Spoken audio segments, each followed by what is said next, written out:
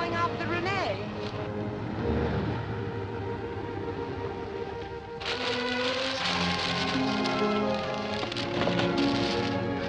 No harm done. Just a question of protecting it from sun and dust. How could I get along without you, Wayne? How can I ever repay you? That's all, darling. Remember, Harlow expects me at 6. Oh, can't we forget about Harlow? He says it's important. Well, I have to show him some consideration, don't I, darling? After all, he is my husband.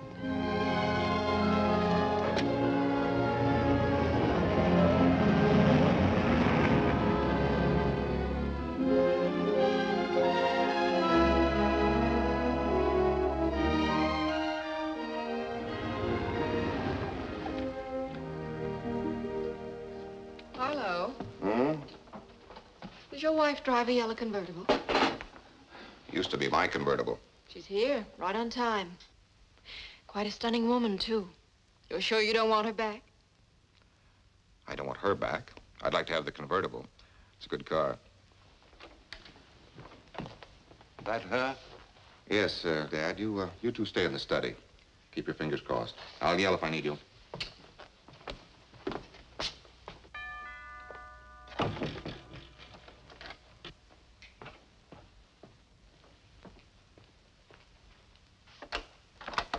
Come in, Carolyn. It was sweet of you to invite me. Well, what have you been up to these days, Harlow? Working? Care for martini? Love one. I've been reading about you in the newspapers lately. About me? About the Carroll and Grant Art Studio. One columnist in particular seems to be giving you quite a lot of free publicity. Writes for the Daily Chronicle. It's Wayne Vincent. Yes, the studio really owes a lot to Mr. Vincent. And not just from his plugs and his column either. You might call him a silent partner. Do you employ him? In a way, yes.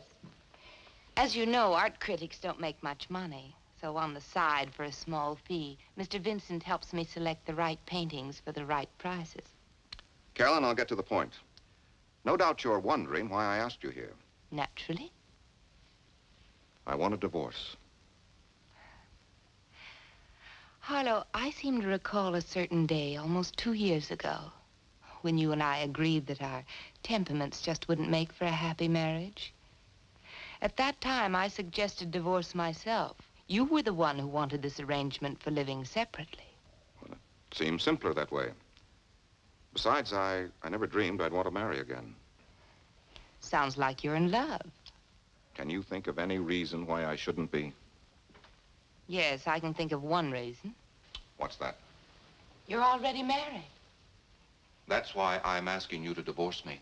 But Harlow, I'm quite happy with our present arrangement. You know, I've been reading the papers, too.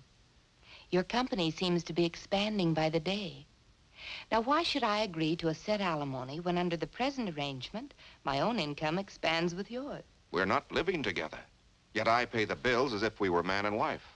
We are man and wife. Perhaps you're lonely, darling. Perhaps you'd like me to move back with you again. Perish the thought. The only way you can perish that thought is to pay for it. I am paying for it. And you'll continue to pay for it on the 1st of every month. Carolyn, when a man pays for his freedom, he'd like to enjoy that freedom. But Harlow, the courts don't allow two parties to just agree on a divorce. Why, it's done all the time. Well, it won't be done this time. I have no intention of suing you.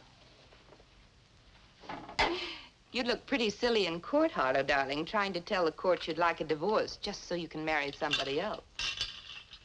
Suppose I offer you the same percentage in the future that you're getting now. But that doesn't make sense, dear. Why should I even bother with a divorce if I can't better my present arrangement? How much better do you want it? Same percentage plus $200,000 cash settlement. 200? Where would I get that? I'd have to sell half the firm. Why don't you sell your father's half? He's getting old. It's time the old buzzard retired anyhow. Why?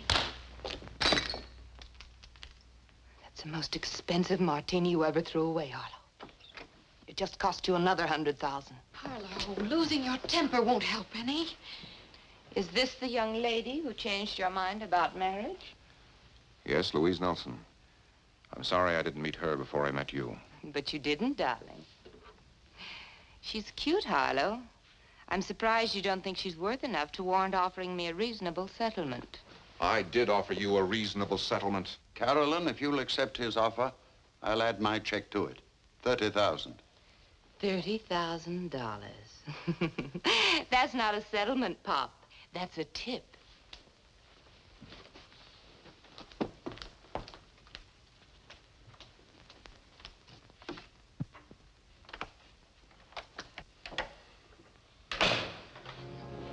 Harlow, things could be a lot worse. Suppose you had to live under the same roof with her. I might wind up killing her.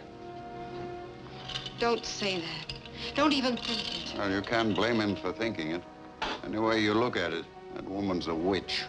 And no matter how you spell it.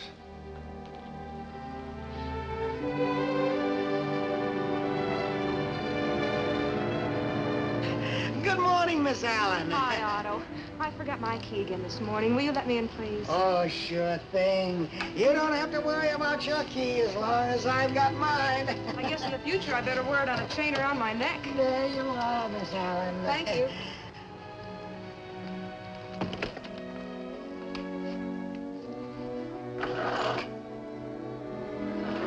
Carolyn, it's me. What in the world are you doing here this morning? It's your day off. I was anxious to see what you brought back from the auction. They're on the divan.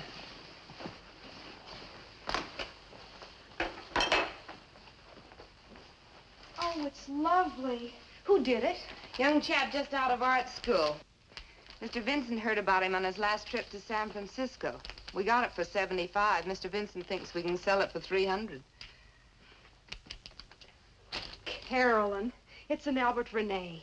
Huh? For only 500. Must be worth 1,000. Listen to what art critic Wayne Vincent writes about us today. Your columnist has just learned that the Carolyn Grant studio out Beverly Hills way will next week show a collection of Albert Rene originals, which should create quite a stir among art lovers. One painting, a seascape of realistic tone and color, is rumored to be one of Rene's best. We shall be eager to study this fine painting, which Rene has so aptly called Gray Sea at Dawn. With a review like that, you should sell it for more than 1,000. 1,600.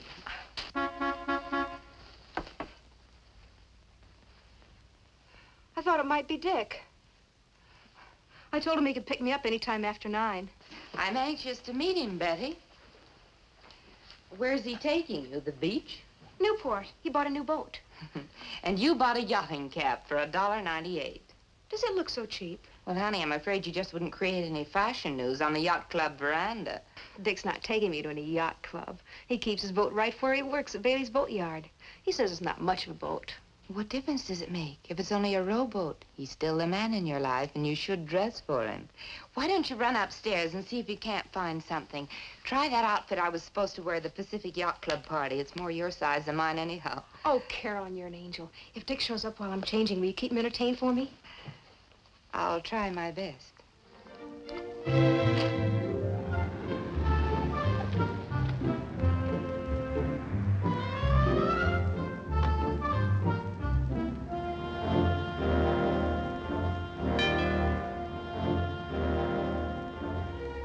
Carolyn? Take your time, dear. I'll get it.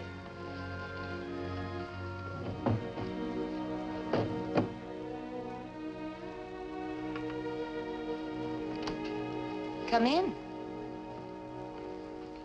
Oh, hello. I'm Dick Sawyer. Betty said I could pick her up any time after 9. Come in, make yourself comfortable. She'll be down in a few minutes. I'm Carolyn Grant. Won't you sit down? Glad to meet you, Mrs. Grant. The name's Carolyn. Can I get you something to drink? Oh, nothing, thanks. Betty tells me you bought a new boat. What kind of a yacht is it? Sail or power? Well, in the first place, you can hardly call it a yacht. The guy I bought it from's a fisherman. It's a 30-footer. Needs work, but the engine's in good shape. Does it have a cabin? Sure. A couple of bunks, head, galley. In fact, as soon as my rent's up, I'll start living aboard. What does your prospective wife think about living aboard a boat? Betty doesn't go for it at all. We'll spend a honeymoon cruising around the island, but after that, we'll just be using the boat on weekends. Betty wants to find a little house someplace. So marriage strands the sailor on the beach. Well, I'm not the first sailor to get himself beached. Betty's a wonderful girl. I'm happy for you both. Let's talk about the boat some more. Is there any chance you might take a lonely girl for a sail someday? Sure. Why don't you drive down the harbor with Betty sometime? With Betty? I'd feel like an intruder. There's an old saying, you know, two's company and three's a crowd. Maybe when I'm going down to Laguna one day, I could stop by Newport for a few minutes, just to look the boat over. Oh, sure. Captain Sawyer?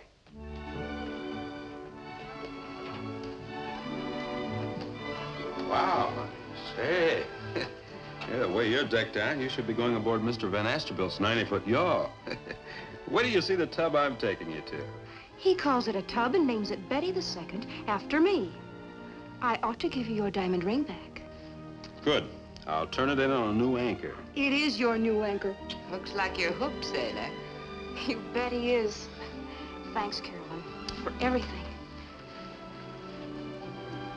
See you tomorrow. Bye, and have fun, you two. Bye-bye.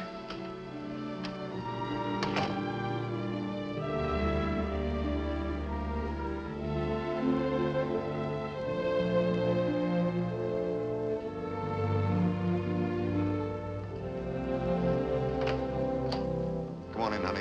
Be with you in a minute. Be thinking about where you'd like to have lunch. Almost any place is fine, dear. Tell me, what did your attorney have to say? Nothing we don't know already. Carolyn's price for divorce is blackmail. Robbery, call it whatever you like. It's legal when a woman calls it alimony. How about you divorcing her? No grounds. The best solution so far has come from Dad. What was that? He's offered to pay Carolyn's price himself. $300,000. How could he? By following Carolyn's suggestion, selling his interest in the company. Oh, Harlow, that company's been his whole life. You couldn't accept a sacrifice like that from him. I know I couldn't. Thanks, honey. I was hoping you'd say that. We'll think of something. I don't know what, but something. I'm going to see her attorney this afternoon.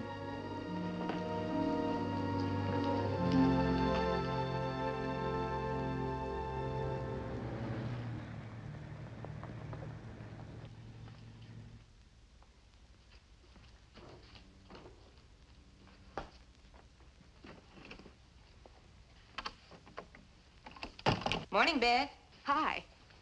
Well, I'll be on my way. The studio's all yours. I left a well-stocked refrigerator and grocery cabinet. You won't even have to go out to the market. You want me to stay here? Well, of course. Have you forgotten this is my day to scout paintings with Mr. Vincent in Laguna? Oh, no. I thought you were going next week. Must I really stay? Well, do you mean you can't? Well, I told Dick I'd drive to Newport this afternoon when I finished work. Well, I guess I'll just have to stay myself. I was expecting some people in to look at the Renee paintings. I just can't put a closed sign on the door. Of course not. And if I don't get to that Laguna exhibit, Oh, Betty, couldn't you possibly postpone your date with Dick? I'm sorry for the misunderstanding. But after all, you did lead me to believe you could take over for me. I know. I will. I'll make it up to you. Thanks.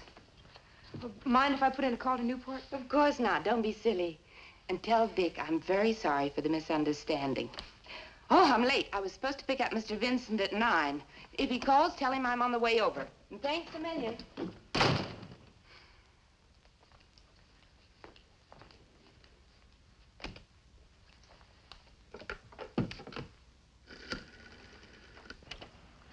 Well, that's sure tough, hon, but what can we do about it? If you gotta work, you gotta work. What do you mean, take some other gal out? Oh, I might take the boat out for a few hours, maybe fish a little. But if I go, I'll go along. What's that? Sure. Sure, I love you. Bye, hon. Thanks for the use of the phone. Don't mention it.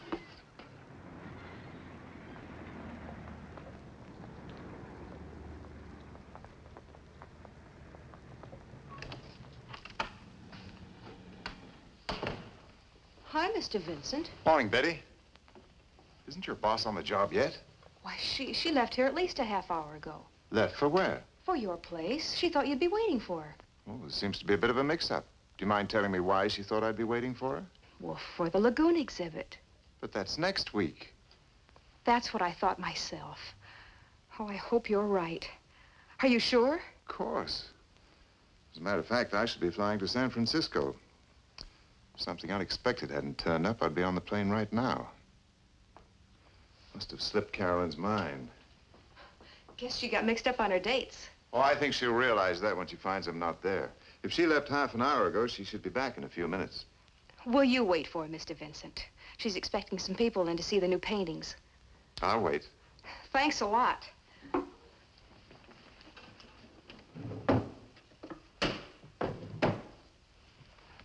Bye, Mr. Vincent. Just tell Carolyn I went to Newport after all. She'll understand.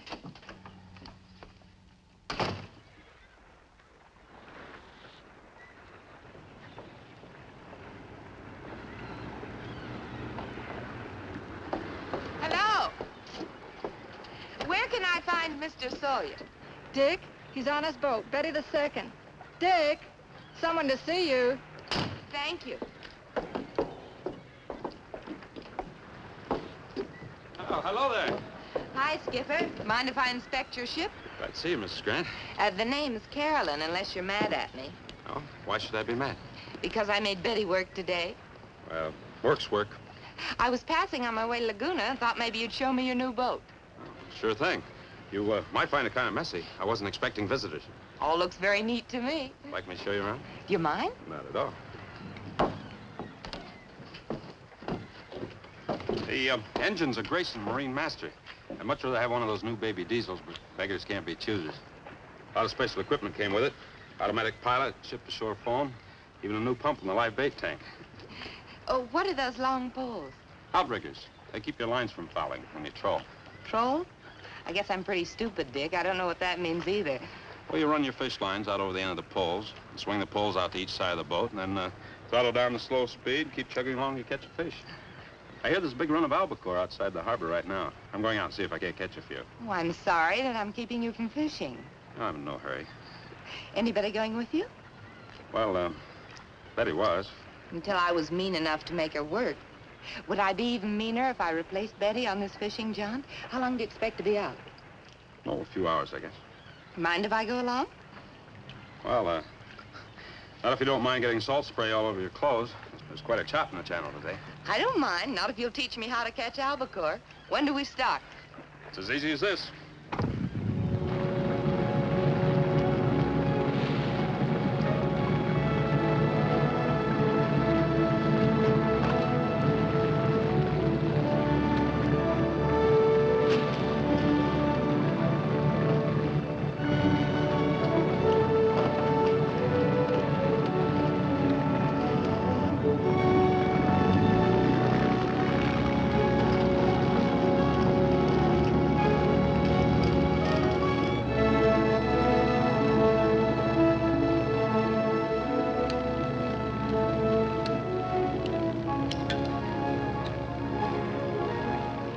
Thanks, Dick.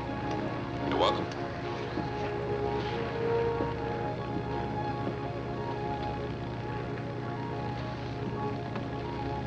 You know what I've been thinking, Dick? What's that? That I'm guilty of a complete breach of yachting etiquette. Why didn't I bring a bottle of champagne? It's customary, isn't it, with a new yacht? Well, for a new yacht, maybe, but for a tub like this, you just bring along a can of beer. I didn't even bring that. How are we going to toast the new boat? Well, if you want a toast, there's a bottle of bourbon in my first aid locker. I keep it there in case of snake bite. Help yourself. You'll also find ice and glasses. Just scout around below. Be right back, Captain.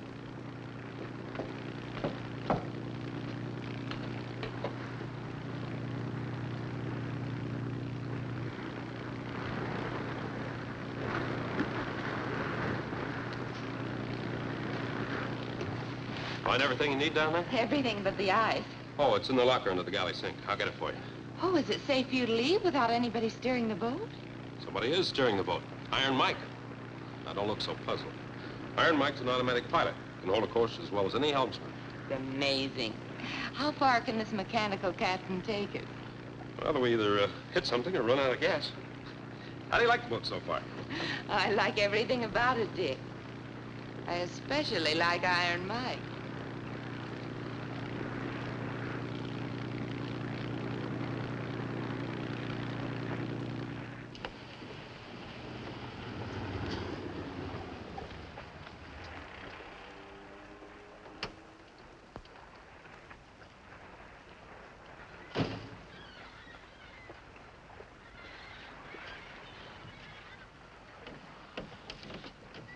Virginia? Hi, Daddy. Thought I might be able to catch Dick before he went fishing. When did he leave? They left an hour ago, Dick and the lady. Did they say when they'd be back? No, they didn't say. Thanks, Virginia.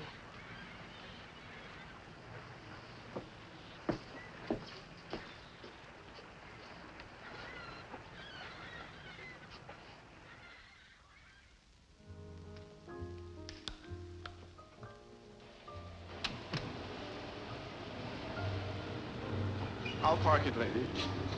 About how long do you think you'll be? Only a couple of minutes. We're picking someone up. Can I just leave it here? I'll be fine, miss. I'll bring him right out, Louise.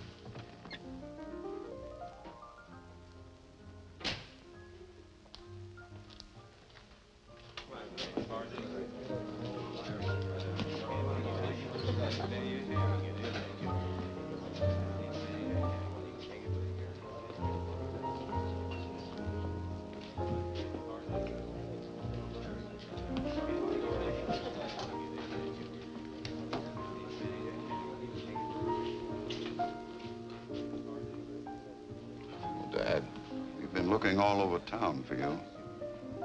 how did you happen to look here? We got tired touring all the bars.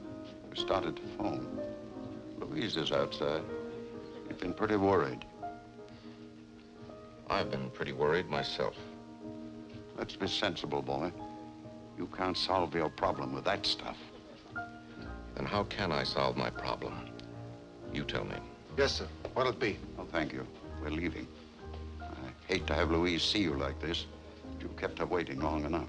You said it, Dad. I have kept her waiting long enough. Oh, let's face it. Carolyn isn't going to give me a divorce. We all know it. Can I ask a girl like Louise to wait forever? You know I can't. The sooner she gets out of my life, the better. For her, I mean. Did you see Carolyn's attorney? Why do you think I'm sitting on this bar stool? Was Carolyn there, too? Out of town. Maybe it's a good thing she wasn't there. I might have kicked her teeth in. What did her attorney say? Same thing. Divorce on Carolyn's terms or no divorce at all. First thing in the morning, I'm going to hire private detectives to watch her day and night. We'll get something on that woman, even if we have to frame it ourselves. Now finish your drink and let's go. I'm not going. Why not? I'm going to sit right here and drink myself blotto. Where's your car? The parking lot. No one will steal it. I locked it. I'm not afraid of anyone stealing it. I'm worried about you driving it. Give me your keys. Dad, I know what I'm doing. Do you? I wonder.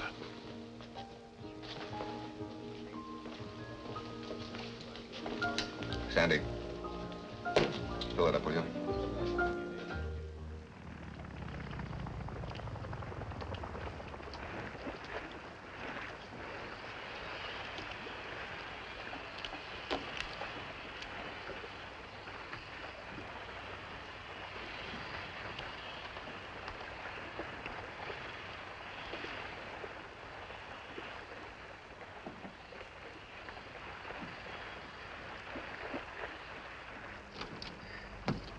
Thanks, Dick. It was wonderful. Glad you enjoyed it.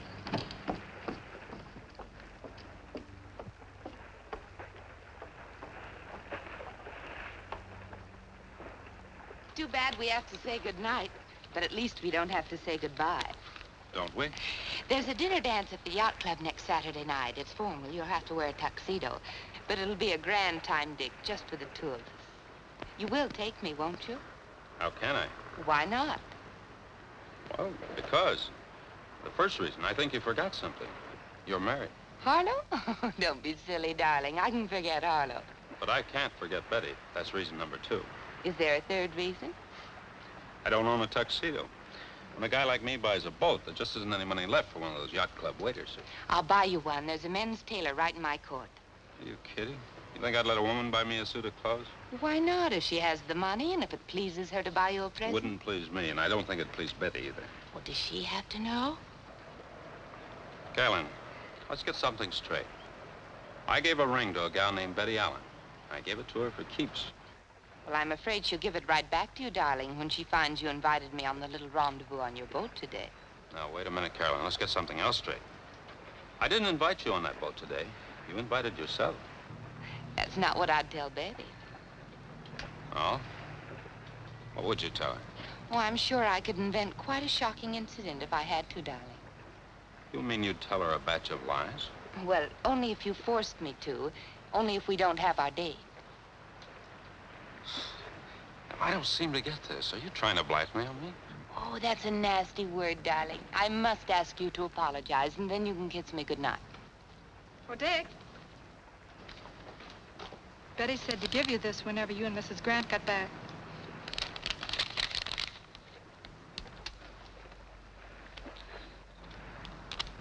But why, Virginia? She knew I was going fishing. She waited till after sundown. Maybe she thought you and Mrs. Grant were gone a little too long for just fishing. See you in the morning, Dick. Just a ring. No message. If you want a woman's opinion, the ring is message enough. Now I'm really in a jam. Look, Carolyn, will you help me straighten this thing out with Betty? Of course I will. If what? If you don't forget about our date Saturday night, will you pick me up about 7? Look, you must be kidding. How can I fix things up with Betty if I take you out? What's Betty gonna do on Saturday? Oh, I'll see that she has to work at the studio all weekend. Kiss me goodnight. Carolyn. You know, I spent 6 years in a merchant marine. And I ran into an awful lot of no-good women in just about every part of the world. But I never once ran into one like you.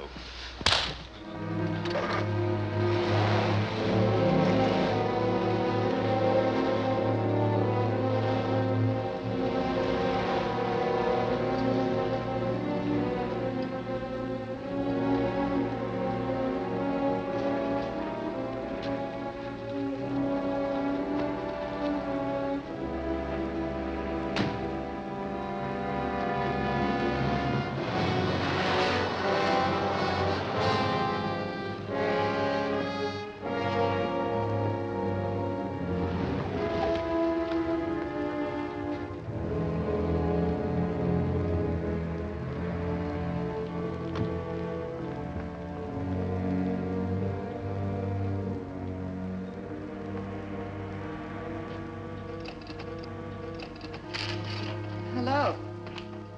I was worried, darling. Where were you?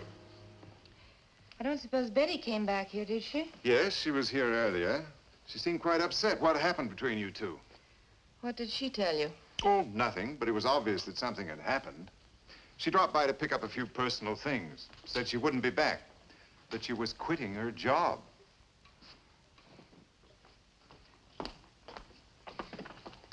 Wayne, if I can reach her, I'd like to talk to her privately. Why don't you run along? It's late. I'll call you tomorrow.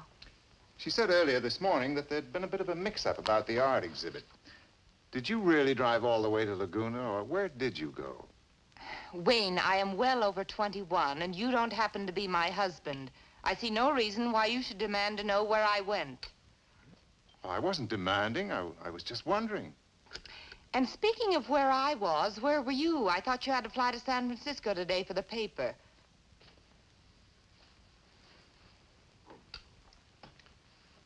Carolyn, I've got some bad news for us.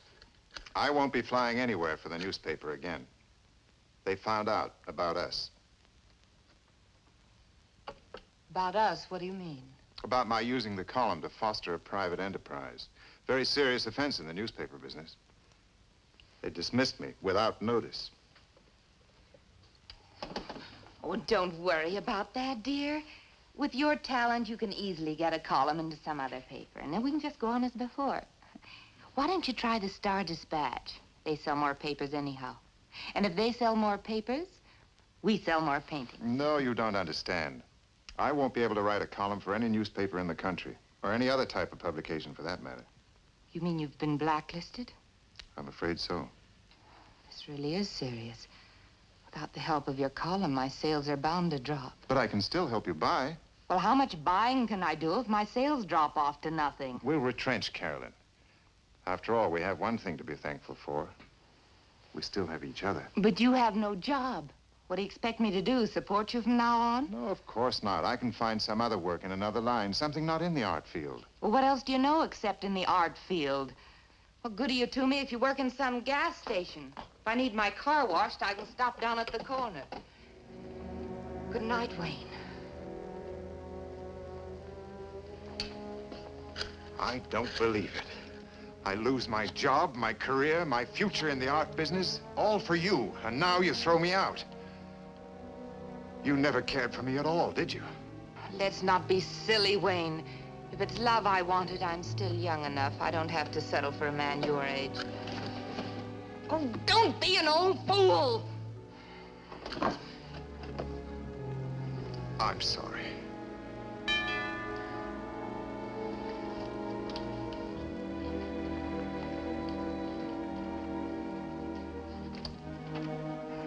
Come in. Could I speak to you alone, Mrs. Grant? Oh, yes, of course. Mr. Vincent was just leaving.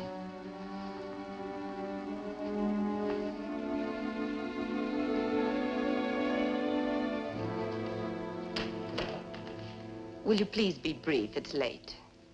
Yes, I know it's late, but well, I saw your lights, and it's most important that I talk to you. I'm sure you can guess why I'm here. To try and make you see that your present attitude isn't helping anyone, Mrs. Grant. Not even yourself. I'm quite able to look after myself, thank you. Must you take care of yourself at the expense of 3 lives? Your life, Harlow's, and who's the third person? Your own. You're young and attractive. You have talent. Harlow's willing to make any kind of a reasonable settlement. I'm sure that with all that and your own I can freedom... take care of my own future in my own way. Good night.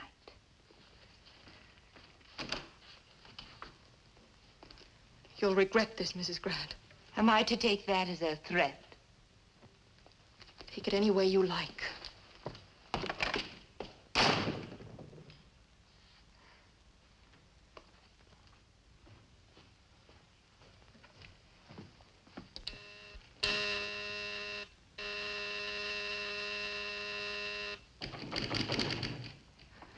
Who is it? Dick, I've got to talk to you. It's too late. There's nothing to talk about. There's everything to talk about. Now, look, honey. It's no use, Dick. We're finished. Ah. So you're not even going to give me a chance to explain? What's there to explain? Everything. In the first place, that woman's not worth you and I breaking up over. Apparently you thought she was. Oh, please, Betty. That's not true. Isn't it? Listen, honey, I was going to take the boat out anyway today. When Carolyn invited herself along, I didn't have any... She didn't invite herself. You invited her. Where'd you get that idea? Carolyn. She called me not 2 minutes ago. And told you I invited her on the boat. She also told me you invited her for a weekend at the island. Of course, invited might not be the right word. Honey, that woman's an out-and-out liar. I didn't invite her any place. Do you expect me to believe that? Sure I do. Are you going to take her word against the word of the man you're engaged to marry? The man I was engaged to marry. Just leave, Dick, and please don't ever come back.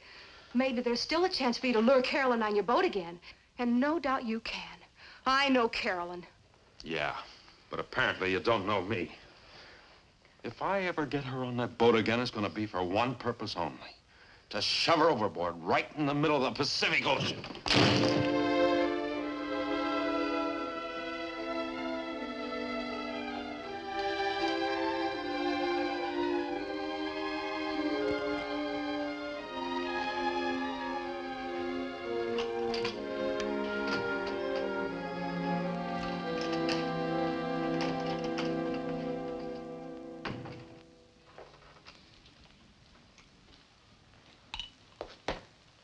I can sympathize with you, Mr. Grant, but I can't give you another drink.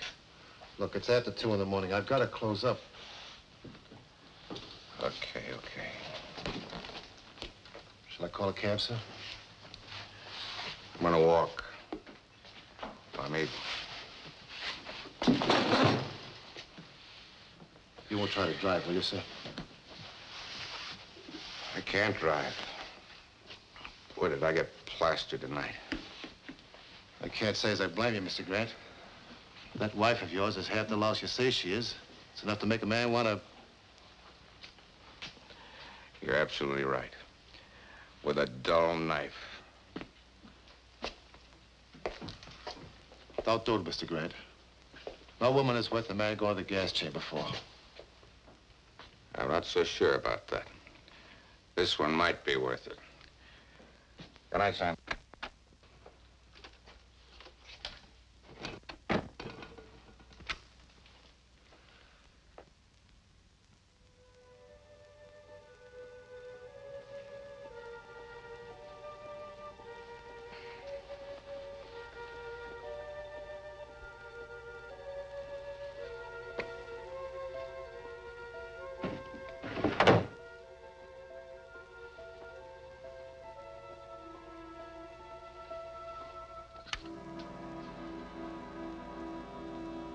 Betty, is that you?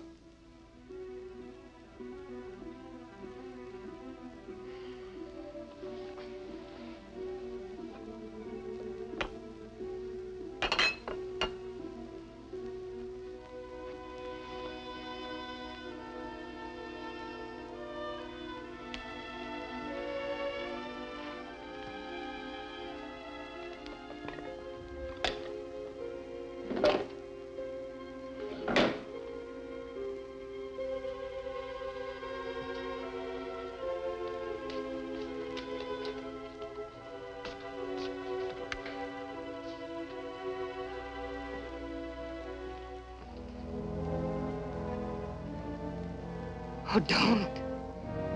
Don't. Oh, don't do it.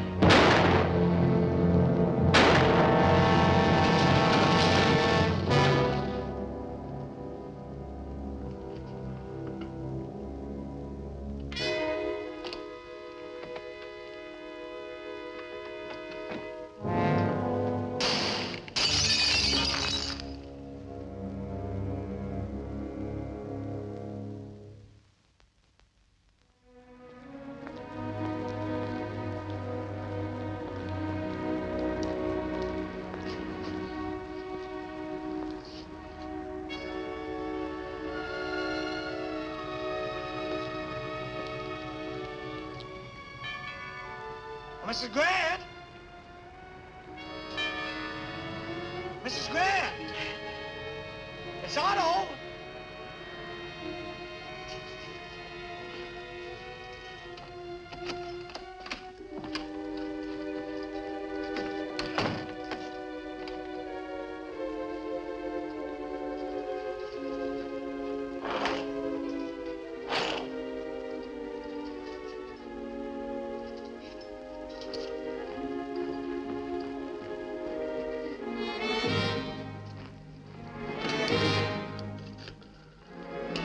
Operator. How do I get an ambulance? Yes, it's an emergency.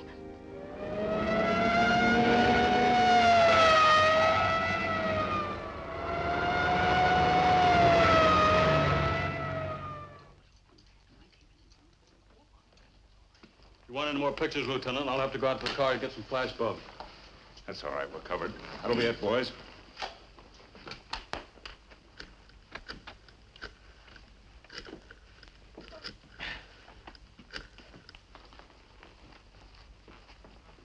Hello this is Lieutenant Colton. Put me through to Captain Hostetter homicide.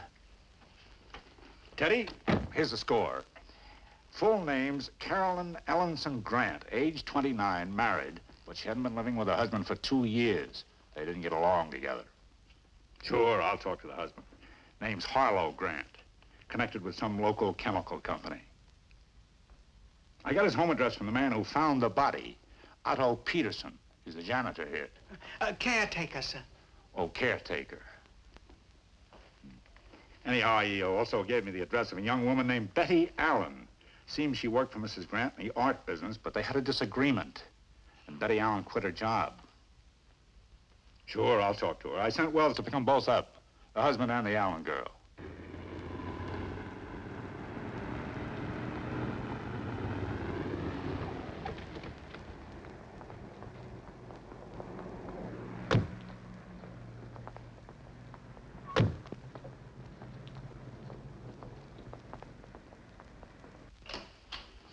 Wells just coming in. I'll call you back. Miss Allen, Mr. Grant, this is Lieutenant Colton. The sergeant says that she was murdered. But you don't think it was a burglar. A burglar doesn't leave a handbag with $500 in it. To say nothing of the jewelry on the dresser upstairs and all this art down here. Then who do you suspect? We were hoping that you could help us. I don't think I can. What about you, Miss Allen? I'm afraid I can't help either. When did you last see Carolyn Grant? Well, about a week ago. She stopped by my house for cocktails. And you, Miss Allen? Yesterday morning. The caretaker says that you came around here and quit your job last night. I did come here in the early evening, but I didn't see Carolyn. She'd gone to Lagoon and she wasn't home yet. So I left. As I was leaving, I saw the caretaker and I told him I was quitting. Why were you quitting? To get married. Are you sure about that, Miss Allen? The caretaker said you were upset. You and Mrs. Grant didn't quarrel, did you? No, of course not. We were always the best of friends. Miss Allen, how long have you been engaged? About almost 5 months now. Don't you have an engagement ring? I do, but it's at the jeweler's now. I lost a small stone. I haven't told Dick about it yet. Mm-hmm. Mr. Grant. Your wife died shortly after 3 a.m. Her watch stopped. It broke when she fell down the stairs. Well, I thought you... You mean she was killed by a fall? She was killed by a gun. And we're going to have to ask both you and Miss Allen to prove where you were at 3 a.m. In other words, I have to produce a witness for that hour? Exactly. Where were you, Miss Allen? At my apartment. Alone? No. Dick was with me. Till almost 4, and then he drove back to Newport. He lives in Newport. Yes. He lives on his boat at Bailey's Boatyard. If we should have to talk to him, Miss Allen, I promise not to disclose the secret of your missing engagement ring. So you can entrust us with his full name. What is it? Dick Sawyer. Richard Sawyer.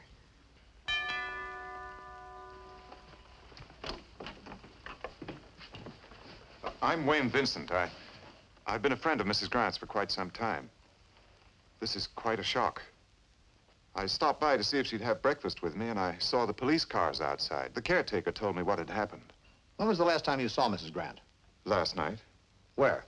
Right here in this room. What time, Mr. Vincent? Well, it was past 12 because I didn't get home until after 1. Did Mrs. Grant seem nervous, worried, upset about anything? Yes, she seemed quite upset. Upset about what? Well, I don't know unless... Unless?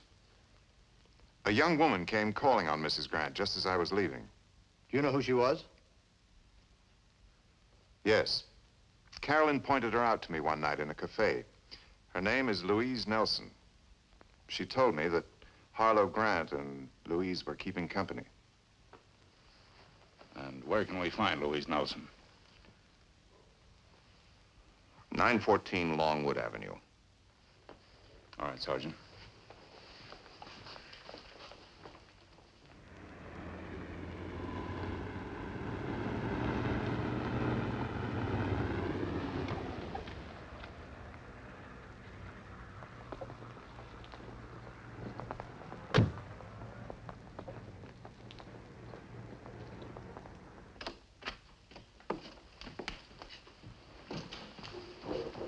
Lieutenant's upstairs. We'll talk to you in a few minutes, Miss Nelson.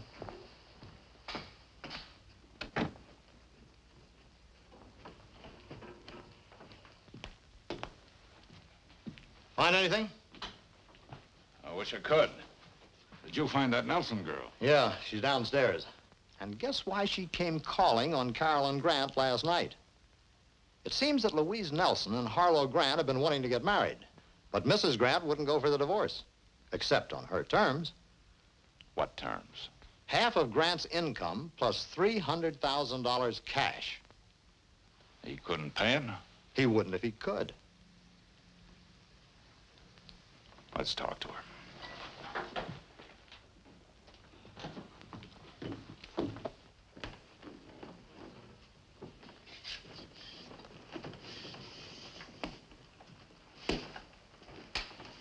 Miss Nelson, I understand you came here last night to ask Mrs. Grant to divorce her husband. Well, yes. What time did you leave? Well, I don't remember the exact time. It was after midnight. She put me out almost as soon as I came in. Were you angry? That woman would make anyone angry, Lieutenant.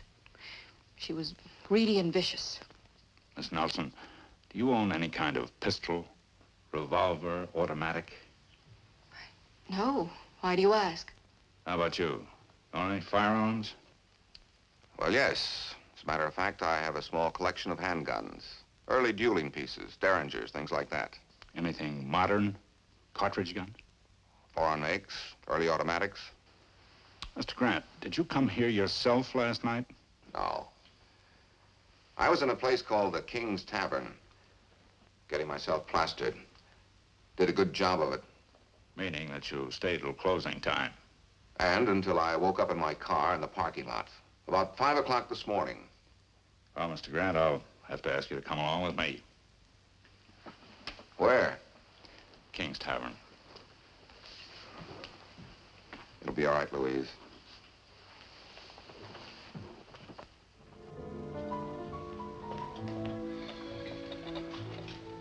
I can use this. Thanks a lot, Sandy. All right, Mr. Grant, my pleasure. Mr. Grant says he left after you closed up. After that, he went out to the parking lot and fell asleep in his car till 5 in the morning. Can you verify that? Well, I can verify he left here a little after 2. As for the parking lot, how would I know? I leave right after I lock up. How about the parking attendant? Oh, he goes home as soon as we close. Look, Lieutenant, I was in no condition to drive when I left here last night.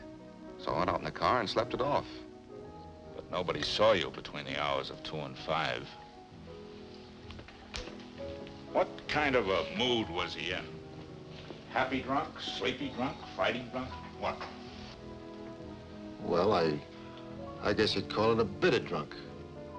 Seems this wife of his, this Carolyn Grant, she wouldn't give him a divorce. Now, wait a minute. How do you know that? Well, you spent half the night bending my ear about it, Mr. Grant. Boy, I must have been drunk. I don't remember. Do you, by any chance, remember driving over to Carolyn Grant's studio at 3 a.m.? Look, I told you before. I didn't drive anywhere last night. Where did he say he was going after he left? He didn't say. All he said was... Said what? Well, I guess he was kidding. Kidding about what? About getting rid of his wife with a dull knife. Sandy, I might have said it, but I didn't mean it. Oh, I know that, Mr. Grant. What else did he say? Well, when I told him that no woman was worth the man going to the gas chamber for, he said, I'm not so sure. Maybe this one is worth it. Was his wife killed with a dull knife? With a gun. Let's go down and take a look at your collection, Mr. Grant. I may want to show it to a friend of mine downtown. He's quite a collector himself. Works for the police department. Bureau of Ballistics. That's fine. Call me again. Yeah. What's the report from ballistics? Carolyn Grant was killed with a .25 caliber automatic. German make, pocket Mauser. Fires a special cartridge. Very few of them in the country. Sounds sort of like a collector's item. I never owned a gun like that in my life. You could be telling the truth. How do we know? We haven't found the murder weapon yet. Do you still intend to hold me? Yes, for further questioning. You had a motive. You can't prove where you were at the time the crime was... Homicide, Hofstadter. Who? Say that again. Yeah. Well, we'll be over at the DA's office in a few minutes, thanks. Well, how do you like it? Somebody out there in the anteroom wants to confess to the Carolyn Grant murder. Louise Nelson? No. Someone we never even thought of. His father. Why, that's ridiculous. He didn't do it. How do you know? Well, he couldn't. You're released, Mr. Grant. We can't hold you for a crime that somebody else admits to. All right, Sergeant. Come on, Grant. Wait a minute. Do you really believe that? And goodbye, Mr. Grant.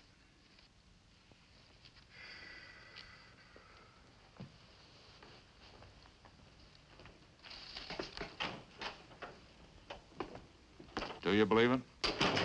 I doubt it. But maybe if we give Harlow Grant enough rope, he'll hang himself. Let's go to the DA's office.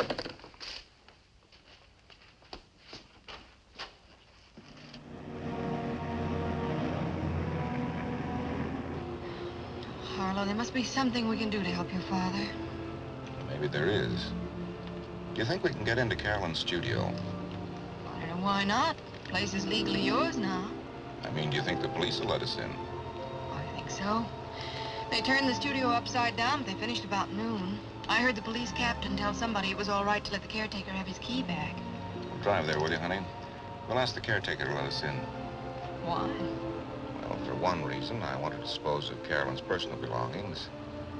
For another, I think we ought to pack the art stuff and get it ready to move. Both of those reasons are honest enough. They ought to be good enough for the caretaker. What's your real reason for wanting to go there? Blind hope. I found you another box, Mr. Grant. Thanks, Otto. I don't think we'll need it. We've packed all the art goods, and I'll put Mrs. Grant's clothing in her luggage. Otto, who else had a key to this door? I mean, other than Mrs. Grant? Well, me, of course. And then there was Betty Allen. She worked for Mrs. Grant. But she quit her job over the weekend. Didn't she turn in her key? Not to me, she didn't. Well, does anybody else have a key? Not that I know of. Well, what about Mrs. Grant's business partner? Didn't he have a key? Oh, Mr. Vincent? No. Mrs. Grant always let him in. Or Betty Allen. He only came around when they were here. Where can I find Betty Allen now? Where did she live, you mean? I don't know. She had an apartment on the same street with Mr. Vincent. He used to drive her home sometimes, before she bought a car. Maybe I can get her address from Mr. Vincent. Do you know where he lives? Yes, the Las Flores apartments on the corner of Highland and Harley Terrace. Thanks, Otto. We'll call you if we need anything further. Always glad to be of any help. You know, my blind hope gets better every minute. Honey, run up in Carolyn's room and close the door. What for, dear? Never mind, run along.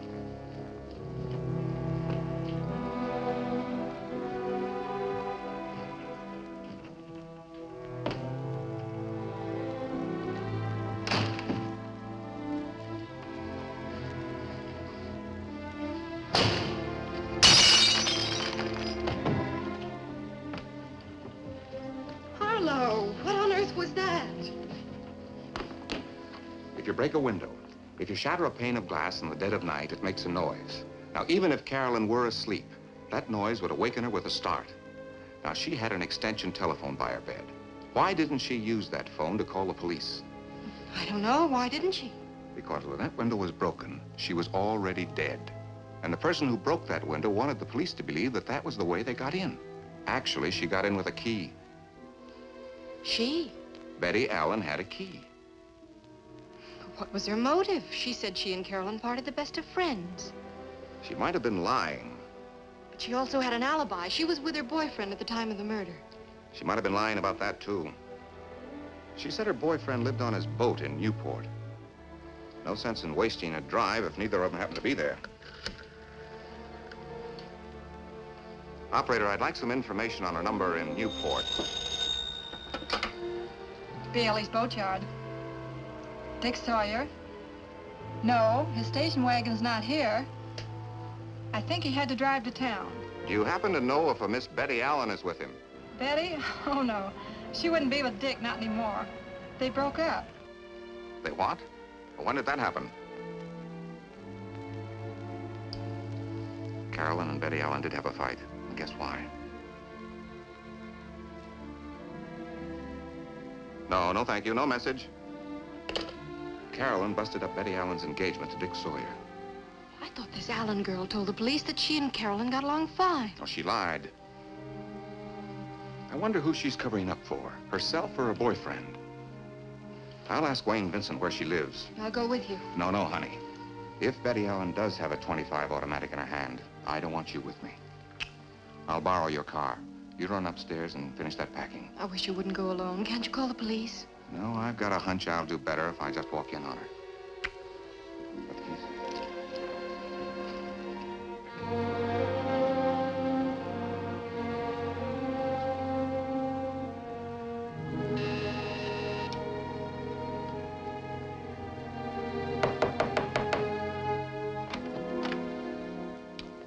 Hello, Grant. I was wondering how I might contact you. Oh? What did you want to contact me about? Well, as you know, I was Mrs. Grant's business partner, and a few of the little paintings over at the studio happen to be my own personal property, and I'd like to get them back. You can stop by my home. I'll give you a card with my address. I've had all of Carolyn's art objects wrapped and stacked for the movers. They're going to pick them up the first thing in the morning, transfer them to my home. Here's the address. You can pick them up anytime after 10. Thanks. Now, I'd like to ask you for an address. The caretaker at the art studio so that you might help me find Betty Allen. Oh, yes, she's at the Fairview Court. Naturally, I always think a man's innocent until proven guilty, but the last news flash I heard on my radio said that you were still being held as a suspect. Yes, I've been released. They're now holding my father. You mean for what happened to Carolyn? Oh, surely they don't think... They may think he's guilty. I don't. He only confessed because he thought he might get me off the hook. Your father confessed? His confession won't mean a thing when they start asking him to back it up. You see, in the first place, my father's never shot a gun. He doesn't even know the make or caliber of the murder weapon. But the police know? Well, from the ballistics report. They'll ask him where he got the gun, what the caliber was, what he did with the gun after he shot Carolyn. Dad doesn't know enough about guns to make his confession stick for even a day. You say that Betty Allen is at the Fairview? Mm-hmm. It's across the street, apartment 2C. Do you mind if I ask why you're going to see Betty Allen? You may ask. I don't have time to answer.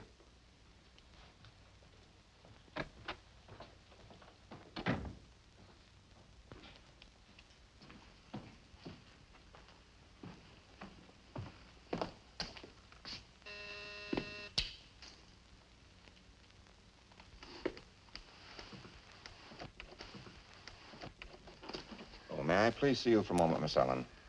Well, I was expecting somebody. All right.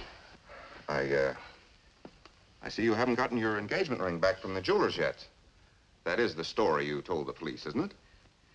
Just what are you trying to imply? That your ring never went to the jeweler's at all. That you put it in an envelope, gave it to the girl at Bailey's boatyard, asked her to give it to Dick Sawyer when he returned from his little fishing trip with Carolyn. Are there any other lies you care to accuse me of, Mr. Grant? Lots more. You said that you had no quarrel with Carolyn. That was the biggest lie of all. You quarreled with her over this fellow Dick Sawyer. She broke up your engagement with him. That's why you quit your job. That's why you killed Carolyn. I what? You've been caught in your own lies and you know it. It's about time you started telling the truth. You did kill Carolyn, didn't you? Hey, take your hands off her. Dick. So you're both in on the murder. Hey, honey, who is this joker? What's he talking about? Harlow Grant. He's her husband. He somehow found out I lied to the police. Well, then why not start telling the truth? Well, that's what I advised her. I guess I was afraid to admit I lied. Will they prosecute me for it? Well, I don't know, honey, but being prosecuted for lying isn't nearly as bad as being prosecuted for murder. Then she admits that she was lying. But not for herself. For me, she thought I killed Carolyn. Oh, not really, Dick, but I did know you left here mad enough to do something. I tried to stop you. I talked to her on the phone from Newport a couple hours ago. We got the whole mess straightened out. And I can prove that I was back in Newport before 3 a.m. Then if neither of you killed Carolyn, who did? Well, how do we know? Do you by chance know if any of Carolyn's friends or enemies owned a .25 automatic? Do you mean one of those little German guns? A Mauser? What makes you think I meant a Mauser? I guess because the only automatic pistol I ever saw happened to be a Mauser. Wayne Vincent gave one to Carolyn for a present. Then Carolyn could have been killed with her own gun. Did she give it to anyone, loan it? I don't think so. It was still there yesterday when I cleaned up the desk. She kept it in the desk. In the top middle drawer. Did you tell the police that Carolyn owned a .25 automatic? They didn't ask me if Carolyn owned a gun. They only asked if I owned one, and I don't. Then if Carolyn were killed with her own gun, whoever killed her knew where that gun was kept. Now, don't start accusing Betty. Other people might have known where that gun was kept. That's quite possible. The police will be interested in 2 facts. Betty knew where the gun was.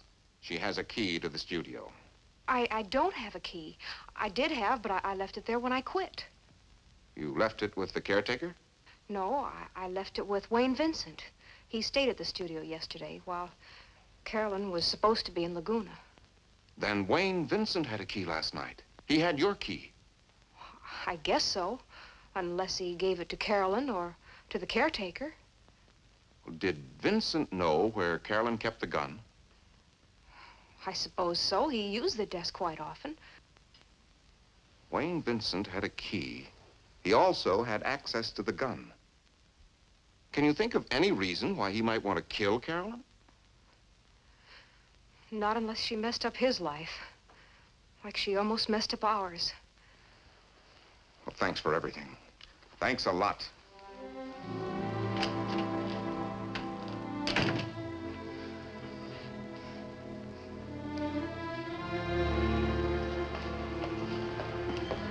Good day, Miss Seeger. Good night, Otto. See you tomorrow.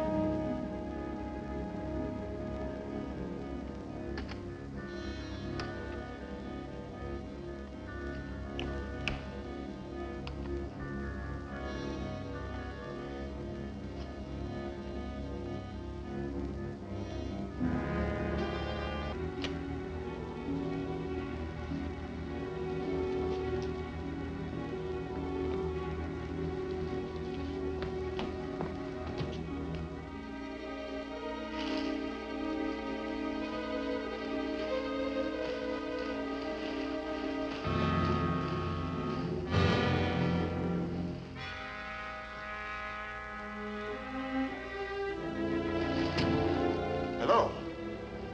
Oh. I didn't realize there was anyone here. You scared me. You scared me. I thought I'd locked the door. Oh, you did lock it. But as Mrs. Grant's business partner, I have a key, too. A few of these artworks happen to be my own, and I just dropped by to pick them up. I'm not stealing anything, I assure you. Or am I stealing these? Mr. Grant asked me to gather up his wife's things. Well, I hope I didn't disturb you.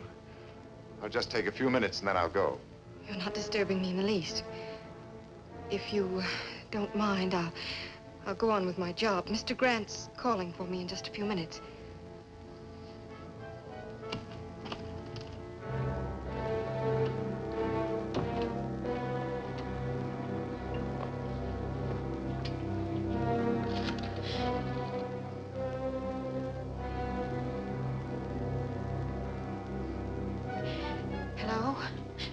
Operator, would you get me the police department, please? This might be an emergency.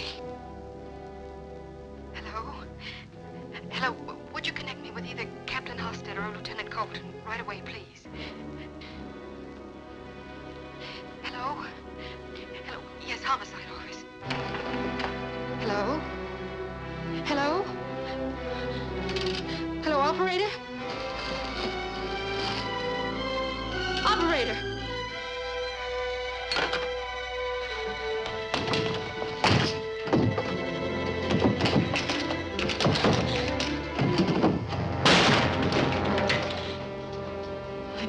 I meant it when I said Mr. Grant will be here any minute. My car's outside. If we should meet him, remember, this will be in my pocket. Tell him to get into the car with us. He can drive. If we don't meet him, you can drive. Where? I'll decide the destination. Tell him you'll be right down. Harlow, come in!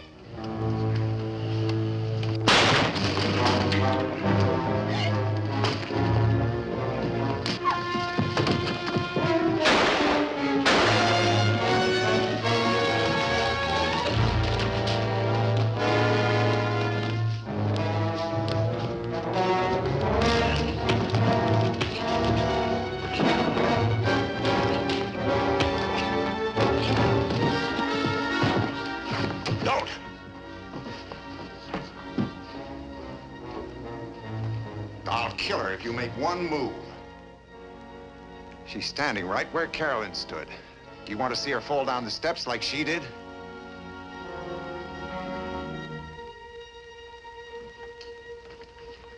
Drop it.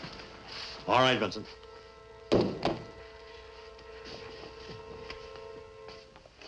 Well, look what Santa Claus brought us. Exhibit A.